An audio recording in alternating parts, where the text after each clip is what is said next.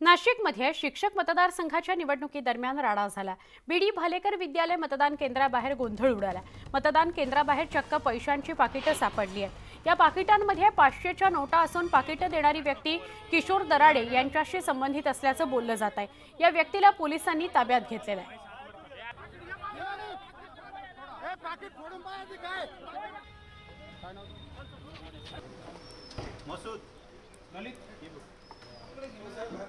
मतदान केंद्राबाहेर पैशांची पाकिटं सापडली। ही पाकिटं ज्याच्याकडे होती तो किशोर दराडेंशी संबंधित व्यक्ती आहे अशी चर्चा आहे। तपास केला जाईल। मात्र एक्सक्लुझिव्ह दृश्य आपण बघतोय। मतदान केंद्राबाहेर पैशांची पाकिटं सापडलेली आहेत।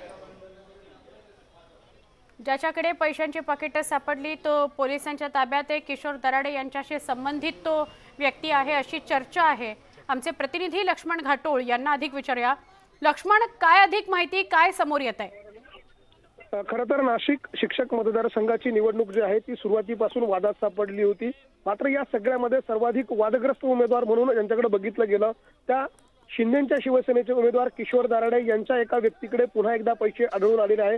त्यांच्याकडनं साड्यांचं वाटप झालं, नथांचं वाटप झालं आणि पैशांचं वाटप झालं अशा प्रकारचे आरोप जे आहेत ते किशोर दराडे यांच्यावर वारंवार केले जात आहे। आणि आज देखील किशोर दराडे यांच्या नावाचं इन्व्हॉल्व असलेल्या काही पाकिट्स एका व्यक्तीकडे सापडले। विलास नरवडे असं त्या व्यक्तीचं नाव आहे। त्याला पोलिसांनी ताब्यात घेतलेलं आहे। ठाकरेंच्या शिवसैनिकांनी त्याला नाशिकच्या बीडी भालेकर मैदानाच्या परिसरामध्ये असलेल्या बूथच्या परिसरामध्ये हे पैसे वाटताना पकडलेलं होतं आणि त्याला पोलिसांच्या ताब्यात दिलं। त्याच्याकडे असलेले पैशांचे बंडल्स आणि ते इन्व्हॉल्व्स जे आहेत ते देखील पोलिसांच्या ताब्यात मिळालेलं आहे।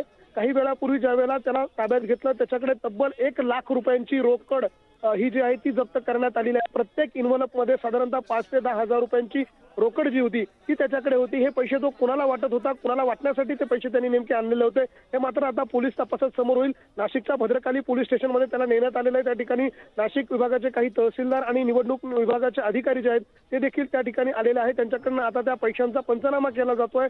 नेमका हा व्यक्ती कुणासाठी पैसे वाटत होता हे स्पष्ट झालेलं नाही। मात्र ज्या इन्व्हॉल्व मध्ये तो पैसे वाटत होता त्या इन्व्हॉल्ववर स्पष्टपणे किशोर दराडे यांचं नाव आहे, त्यांच्या शाळेचं नाव आहे। त्यामुळे हे पैसे जे आहेत ते किशोर दराडे यांच्यासाठीच वाटले जात होते अशा प्रकारचा आरोप जो आहे तो ठाकरेंच्या शिवसेनेने केला आणि त्यांनी काही वेळापूर्वी या ठिकाणी गोंधळ घातला आणि या व्यक्तीला ताब्यात दिलेला आहे।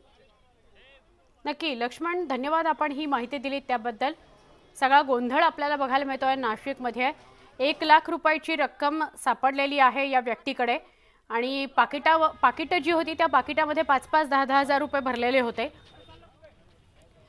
किशोर दराडे यांच्याशी संबंधित व्यक्ती असावा अशी शंका आहे। त्याला पोलिसांनी ताब्यात घेतलंय, रोकड ताब्यात घेतलेली आहे। अधिक तपास केला जाईल।